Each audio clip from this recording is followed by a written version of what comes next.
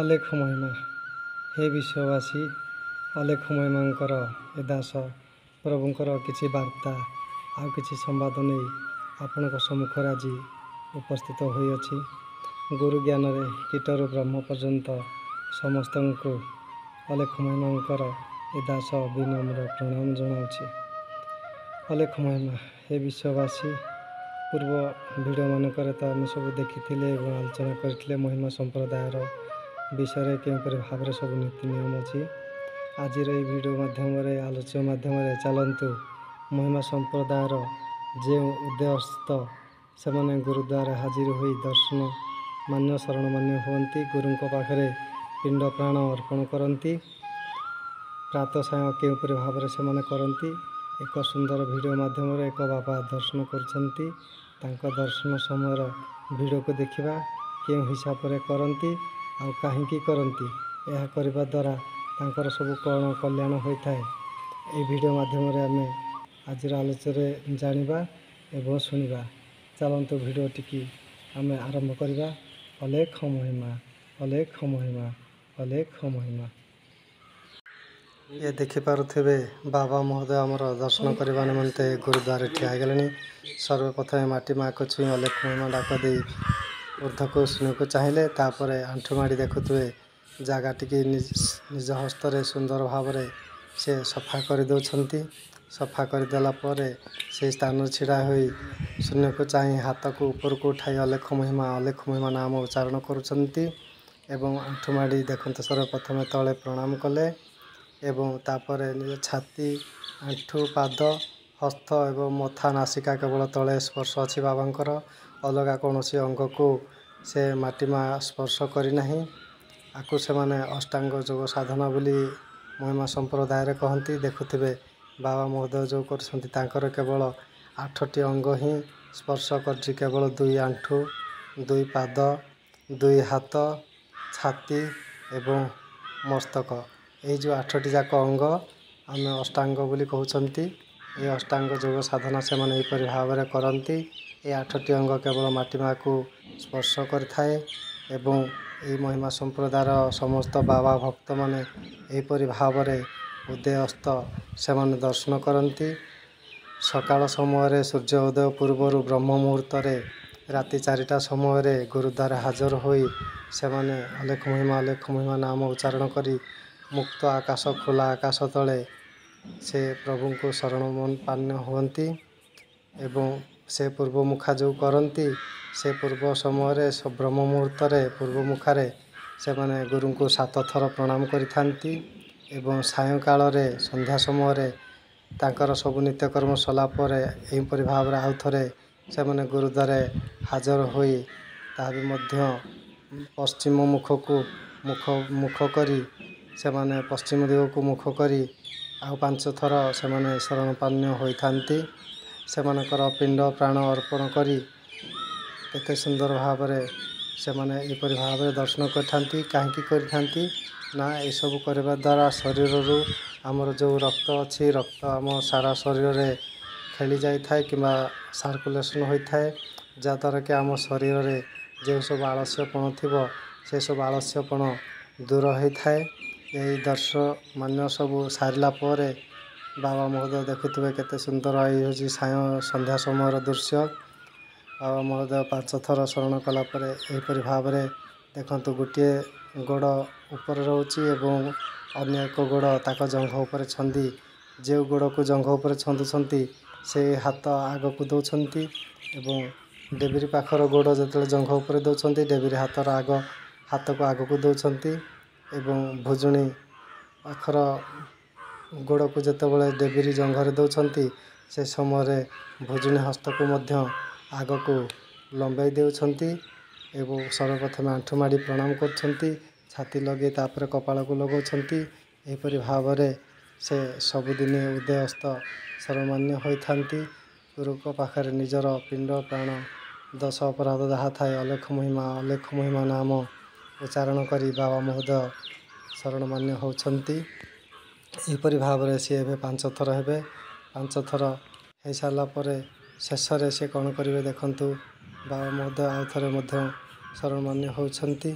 ତାଙ୍କର 5 ଥର ଏହିପରି ଭାବରେ ସେ ଦର୍ଶନ ମୁଣ୍ଡା ସରିଲା ପରେ ଶେଷରେ କ'ଣ କରିବେ, ସେ ଯେଉଁ ଜାଗାରେ ତାଙ୍କର ମସ୍ତକ ଲାଗିଥିବ ସେ ଜାଗାରୁ ସେ ମହିମା ସମ୍ପ୍ରଦାୟର ନୀତି ନିୟମ ହିସାବରେ, ଯେହେତୁ ସେମାନେ ନିଜ ଶରୀର ଭିତରେ ପରମାତ୍ମା ବାସ କରନ୍ତି ବୋଲି ଭାବିଥାନ୍ତି, ସେ ଯେଉଁ ଆମର ମହାଶୂନ୍ୟ ବୋଲି କପାଳ ଶିଖର ଉର୍ଦ୍ଧ୍ୱରେ ଯାହା କହୁଛନ୍ତି ତ୍ରିକୁଟ ସନ୍ଧିରେ, ସେ ଜାଗାଟିକୁ ଏବେ ବାବା ମହୋଦୟ ଦେଖୁଥିବେ କପାଳକୁ ଯେଉଁ ଜାଗାରେ ଲାଗିଛି ସେ ଜାଗାରେ ପ୍ରଣାମ କରୁଛନ୍ତି ଏବଂ ସେ ଜାଗାର ହାତକୁ ଘୁରି ରେଣୁ କିଛି ଆଣୁଛନ୍ତି, ମାନେ ଧୂଳି ଆଣି ଶୂନ୍ୟକୁ ଅଲେଖ ମହିମା ନାମ କହି ନିଜ ମୁଖରେ ତାକୁ ପାନ କଲେ। ପାନ କରି ପୁଣି ଛିଡ଼ା ହୋଇ ଅଲେଖ ମହିମା ନାମ ଉଚ୍ଚାରଣ କଲେ। ଜଗତ ଭଗତଙ୍କର ମଙ୍ଗଳ ହେଉ, ଦେଶ ବିଶ୍ୱ ରାଜ୍ୟ ଗ୍ରାମ ମଙ୍ଗଳ ଉଚ୍ଚାରଣ କରୁଛନ୍ତି ଏବଂ ଦର୍ଶନ ସରିଲା ପରେ ରେଣୁ ପାଇସାରିଲା ପରେ ଆଉ ଥରେ ବାବା ମହୋଦୟ ଜାଗାଟିକି ସଫା ନିଜ କରି ନିଜ ହାତରେ ସବୁ ସେ ପ୍ରଭୁଙ୍କର ରେଣୁ ନିଜ ଶରୀରରେ ଏପରି ଭାବରେ ବଳି ଦେଉଛନ୍ତି। ଏହିପରି ଭାବରେ ସେ ସବୁ ଉଦୟସ୍ତ ଦର୍ଶନ କରି ଜଗତ ଭଗତର ମଙ୍ଗଳ କରିବା ନିମନ୍ତେ ପ୍ରଭୁ ପାଖରେ ପ୍ରାର୍ଥନା କରନ୍ତି। ଅଲେଖ ଉଦୟସ୍ତ ଦର୍ଶନ କରି ସେ ଯେଉଁ କରନ୍ତି ସବୁ ପ୍ରାତଃ ସାୟଂ ଦର୍ଶନ, ସେ ଲେଖାଯାଇଛି ନା କ'ଣ, ଉଦୟସ୍ତ ଦର୍ଶନ ଘେନି 64 ବନ୍ଧକୁ ବନ୍ଦନା ପାଦ ପଦ୍ମକୁ। ମହିମା ସମ୍ପ୍ରଦାୟର ଯେଉଁ ବନ୍ଦନା ପାଦ ପଦ୍ମ ଭଜନଟି ଅଛି ସେଠାରେ ଲେଖିଛନ୍ତି ମହାନାତ୍ମା ଭୂମି ଭୋଇ ଯେ ଉଦୟସ୍ତ ଦର୍ଶନ ଘେନି 64 ବନ୍ଧକୁ। ଏ ଶରୀର ଭିତରେ ଯେଉଁ 64 ପ୍ରକାର ଆମର ସବୁ ଗଣ୍ଠି ଶାଙ୍ଖୁଳି ଅଛି ତାକୁ ବନ୍ଧ ରୂପରେ ସେ ବର୍ଣ୍ଣନା କରିଛନ୍ତି। ସେ 64 ବନ୍ଧକୁ ବାନ୍ଧିବା ନିମନ୍ତେ, ବ୍ରହ୍ମଶକ୍ତିକି କଣ୍ଟ୍ରୋଲ କରିବା ନିମନ୍ତେ ଶରୀରର ବ୍ୟାୟାମ ନିହାତି ପ୍ରାଣାୟାମ ବ୍ୟାୟାମ କରିବା ଆବଶ୍ୟକ।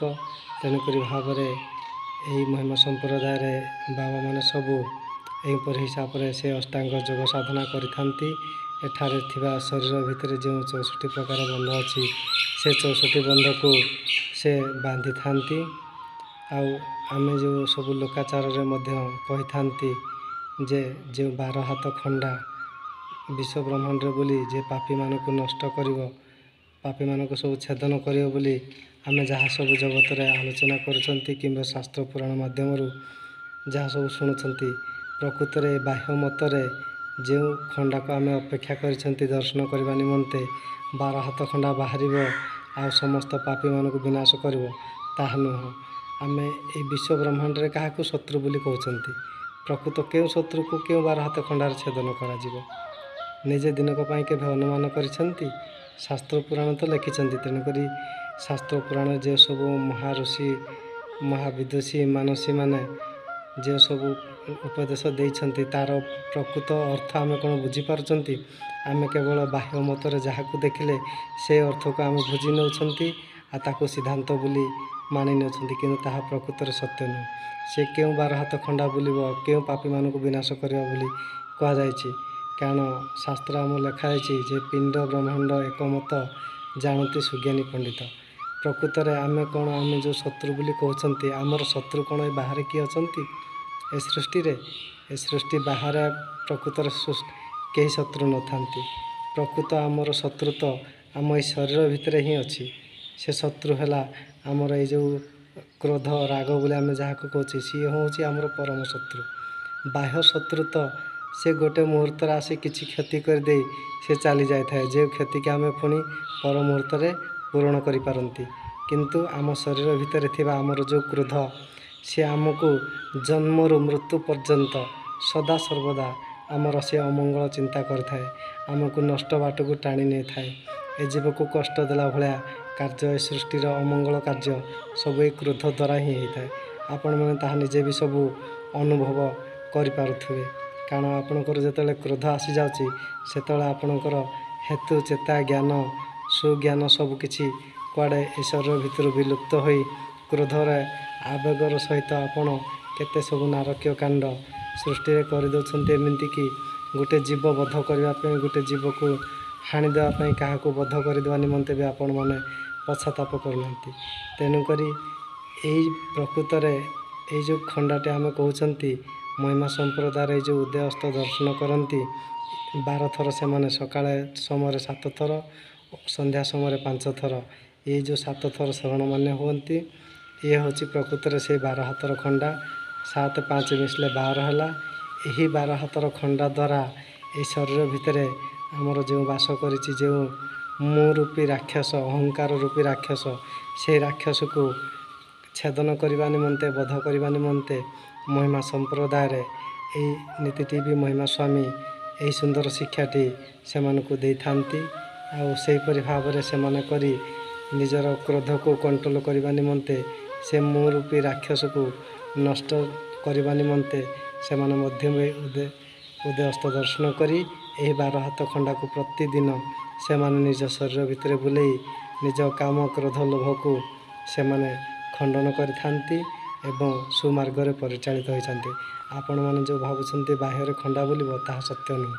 ନିଜ ଶରୀର ଭିତରେ ଯେଉଁ ସବୁ ଆମର ଅହଙ୍କାର ରୂପୀ ରାକ୍ଷସ ଅଛି ତାକୁ ବି ଆପଣମାନେ ସେହିପରି ଭାବରେ ଗୁରୁଙ୍କ ପାଖରେ ଯଦି ଏହି ଅଷ୍ଟାଙ୍ଗ ଯୋଗ ସାଧନା କରିବେ ପ୍ରଭୁଙ୍କର ଏହି 12 ହାତ ଜ୍ଞାନ ଅସ୍ତ୍ର ଦ୍ୱାରା ଜ୍ଞାନ ଖଡ଼୍ଗ ଦ୍ୱାରା ସେ କାମ କ୍ରୋଧକୁ ଆପଣ ଜୟ କରିପାରିବେ, ସେ ଅସୁରମାନଙ୍କୁ ବିନାଶ କରିପାରିବେ। କିନ୍ତୁ ବାହ୍ୟରେ ପ୍ରକୃତରେ ଆମେ ଯେଉଁ କହୁଛନ୍ତି ବାହ୍ୟରେ ଆମର ଶତ୍ରୁ କେହି ନାହାନ୍ତି, କାହିଁକି ନା ବାହ୍ୟରେ ଆମେ ଯାହା ବି ଦେଖୁଛନ୍ତି ଆମେ ସମସ୍ତେ ପୁରା ନିଜ ମୁଖରେ ସ୍ୱୀକାର କରୁଛନ୍ତି ଯେ ସାରା ସୃଷ୍ଟିକି ପରମାତ୍ମା ତିଆରି କରିଛନ୍ତି। ଯଦି ପରମାତ୍ମା ସାରା ସୃଷ୍ଟିକି ତିଆରି କରିଛନ୍ତି ତେଣୁ ଏହି ସାରା ସୃଷ୍ଟିରେ ପରମାତ୍ମା ଖାଲି ରାକ୍ଷସମାନଙ୍କୁ ହିଁ ସୃଷ୍ଟି କରିଛନ୍ତି? କୁହନ୍ତୁ ନିଜେ ଆପଣମାନେ ଆମେମାନେ ସମସ୍ତେ ବିଚାର କରୁଛନ୍ତି ତ? ଆପଣମାନେ ଶାସ୍ତ୍ର ପୁରାଣ ଅନେକ ପ୍ରବଚନ ସତ୍ସଙ୍ଗ ସବୁ କରୁଛନ୍ତି। ବାହ୍ୟରେ ପ୍ରକୃତରେ ଆମର ଶତ୍ରୁ କେହି ନଥାନ୍ତି। ଆମ ଏହି ଶରୀର ଭିତରେ ହିଁ ଶତ୍ରୁ ବାସ କରିଥାଏ। ଏହିପରି ଭାବରେ ଉଦୟସ୍ତ ଦର୍ଶନ କରିବା ନିମନ୍ତେ 64 ବନ୍ଧ ବାନ୍ଧନ୍ତି। ଆଉ ଅଷ୍ଟାଙ୍ଗ ଯୋଗ ସାଧନା ମଧ୍ୟ କହନ୍ତି। ମହିମା ସ୍ୱାମୀ ମହିମା ସମ୍ପ୍ରଦାୟର ଭକ୍ତମାନଙ୍କୁ ଏହି ଶିକ୍ଷା ଏହି ସୁନ୍ଦର ଶିକ୍ଷାଟି ସେଥି ନିମନ୍ତେ ଦେଇଥିଲେ। ଏହିପରି ଭାବରେ ଏହି 12 ହାତର ଖଣ୍ଡାକୁ ନେଇ ଉଦୟସ୍ତ ଦର୍ଶନ କରି ସେମାନେ ନିଜ କ୍ରୋଧକୁ ଜୟ କରି ଶାନ୍ତ ହିସାବରେ ଏ ଧର୍ମକୁ ସେମାନେ ସମ୍ପ୍ରଦାୟର ନୀତି ନିୟମ ହିସାବରେ ସେମାନେ ସବୁ ପାଳନ କରନ୍ତି। ଜଗତର ଏଇଥିରେ ହିଁ ମଙ୍ଗଳ ହୋଇଥାଏ, କାରଣ ଆମ କ୍ରୋଧକୁ ଯେପର୍ଯ୍ୟନ୍ତ ଆମେ ନିୟନ୍ତ୍ରଣ ନ କରିପାରିବା, କଣ୍ଟ୍ରୋଲ ନ କରିପାରିବା ସେ ପର୍ଯ୍ୟନ୍ତ ଆମେ ଜଗତର ମଙ୍ଗଳ କ'ଣ କରିପାରିବା? ଯେପର୍ଯ୍ୟନ୍ତ ଆମ ନିଜର ମଙ୍ଗଳ ଆମେ କରିପାରିନାହାନ୍ତି, ନିଜେ ଆମେ ଶାନ୍ତିରେ ନାହାନ୍ତି ତ ଜଗତକୁ ଆସିକୁ କ'ଣ ଶାନ୍ତି ପ୍ରଦାନ କରିବା, କ'ଣ ସେମାନଙ୍କୁ ଶିକ୍ଷା ଦେଇପାରିବା? ଆମେ ସର୍ବପ୍ରଥମେ ନିଜେ ଶାନ୍ତି ହେଲେ, ନିଜେ ରାକ୍ଷସମାନଙ୍କ ପାଖରୁ ମୁକ୍ତ ହେଲେ ଆମେ ସିନା କାହାକୁ ସୁଶିକ୍ଷା ପ୍ରଦାନ କରିପାରିବା, କାହାକୁ ରକ୍ଷା କରିପାରିବା। ସପୋଜ ମନେ କରନ୍ତୁ ଗୋଟିଏ ବ୍ୟକ୍ତି ଯଦି ନଦୀରେ ଭାସି ଯାଉଛି, ଆମେ ତାଙ୍କୁ ଉଦ୍ଧାର କରିବା ନିମନ୍ତେ ଯଦି ଆମେ ବି ସେ ଜଳ ଭିତରେ ରହିବା ସେ ବ୍ୟକ୍ତିକି ଆମେ ଉଦ୍ଧାର କରିପାରିବା? କେବେ ବି ଉଦ୍ଧାର କରିପାରିବା। ଆମେ ଯଦି ସର୍ବପ୍ରଥମେ ନିଜେ ଉଦ୍ଧାର ପାଇ କୂଳରେ ଛିଡ଼ା ହେଇଥିବା ସେ ବ୍ୟକ୍ତି ଜଣକୁ ବଞ୍ଚାଇବା ନିମନ୍ତେ କୌଣସି କାଠ କିମ୍ବା କୌଣସି ରସି ବିଭିନ୍ନ ପ୍ରକାର ସବୁ ଉପାୟ ଅଛି, ସେସବୁ ଉପାୟକୁ ଆମେ ପ୍ରୟୋଗ କରି ସେ ବ୍ୟକ୍ତିକି ଆମେ ବଞ୍ଚାଇ ପାରିବା। ତ ସେହିପରି ଭାବରେ ଆମେ ଯଦି ସର୍ବପ୍ରଥମେ ଗୁରୁ ଆଜ୍ଞା ମାନି ଏହିପରି ଭାବରେ ଉଦୟସ୍ତ ଦର୍ଶନ କରିବା, ଆମ ନିଜ ଭିତରୁ ସେ ରାକ୍ଷସ ରୂପ ଯେଉଁ ଅଛି ସେ ରାକ୍ଷସକୁ ନଷ୍ଟ କରିବା, ତାହେଲେ ଯାଇକରି ଆମେ ସେ ରାକ୍ଷସ ଠାରୁ ମୁକ୍ତି ପାଇସାରିଲା ପରେ ଆମେ ନିଜେ ବି ବଞ୍ଚିବା ଆଉ ଏ ଜଗତବାସୀକୁ ନିଶ୍ଚିତ ଭାବରେ ବଞ୍ଚାଇ ପାରିବା ଆଉ ଶିକ୍ଷା ଦେଇପାରିବା। ଏହିପରି ଭାବରେ ମହିମା ସମ୍ପ୍ରଦାୟର ମହିମା ସ୍ୱାମୀ ସମସ୍ତଙ୍କୁ ଆଚରଣ ଶିକ୍ଷା ପ୍ରଦାନ କରିଥିଲେ, ସନ୍ନ୍ୟାସୀମାନଙ୍କୁ ବି କରିଥିଲେ। ଆଉ ସନ୍ନ୍ୟାସୀମାନେ ମହିମା ସ୍ୱାମୀଙ୍କର ସେ ତାଙ୍କର ଇହଲୀଳା ସ୍ମରଣ କରି ସେ ଶୂନ୍ୟଧାମକୁ ଗମନ କଲା ପରେ ତା ପର ମୁହୂର୍ତ୍ତରେ ପୁଣି ଯେଉଁ ସବୁ ତାଙ୍କର ଶିଷ୍ୟ ପ୍ରଶିଷ୍ୟମାନେ ଥିଲେ ଏହିପରି ହିସାବରେ ସେମାନେ ବିଶ୍ୱ ବ୍ରହ୍ମାଣ୍ଡ ପରିଭ୍ରମଣ କରି ଧର୍ମ ପ୍ରଚାର ସବୁ କରୁଛନ୍ତି। ପିତାମାତାମାନଙ୍କୁ ଉଦୟସ୍ତ ଦର୍ଶନ କରିବା ନିମନ୍ତେ ସେମାନେ ଶିକ୍ଷା ପ୍ରଦାନ କରିଥାନ୍ତି। ମହିମା ସମ୍ପ୍ରଦାୟର ଏହିପରି ଭାବରେ ସବୁ ନୀତି ନିୟମ ରହିଅଛି। ତ ଆଜିର ସମୟ ତ ହେଇଗଲାଣି। ଆପଣମାନଙ୍କର ଅମୂଲ୍ୟ ସମୟ ଅଲେଖ ମହିମାଙ୍କର ଏ ଦାସକୁ ଦେଇ ଏସବୁ ଭିଡ଼ିଓ ଦେଖୁଥିବାରୁ ଅଲେଖ ମହିମାଙ୍କର ଏ ଦାସ ଆଉ ଥରେ ମାନସିକ ଭାବରେ କୀଟରୁ ବ୍ରହ୍ମ ପର୍ଯ୍ୟନ୍ତ ସମସ୍ତଙ୍କୁ ବିନମ୍ର ପ୍ରଣାମ ଜଣାଉଛି। ଆଜିର ଆଲୋଚକୁ ଏତିକିରେ ରଖୁଛି। ଏ ଜଗତର ମଙ୍ଗଳ ହେଉ, ଅଲେଖ ମହିମାଙ୍କର ଆଶୀର୍ବାଦ ସମସ୍ତଙ୍କୁ ପ୍ରାପ୍ତ ହେଉ। ଦେଶ ବିଶ୍ୱ ରାଜ୍ୟ ଗ୍ରାମ ମଙ୍ଗଳ ହେଉ, ଗୋବାଳକ ରକ୍ଷା ହେଉ, ଧରଣୀ ବକ୍ଷର ଶସ୍ୟ ଶ୍ୟାମଳା ପ୍ରଦାନ କରନ୍ତୁ, ଇନ୍ଦ୍ର ରାଜା ସୁବୃଷ୍ଟି ପ୍ରଦାନ କରନ୍ତୁ, ସମସ୍ତଙ୍କର ହୃଦୟରେ ସଦ୍ଭାବନା ପ୍ରଭୃତି ଜାଗ୍ରତ କରନ୍ତୁ।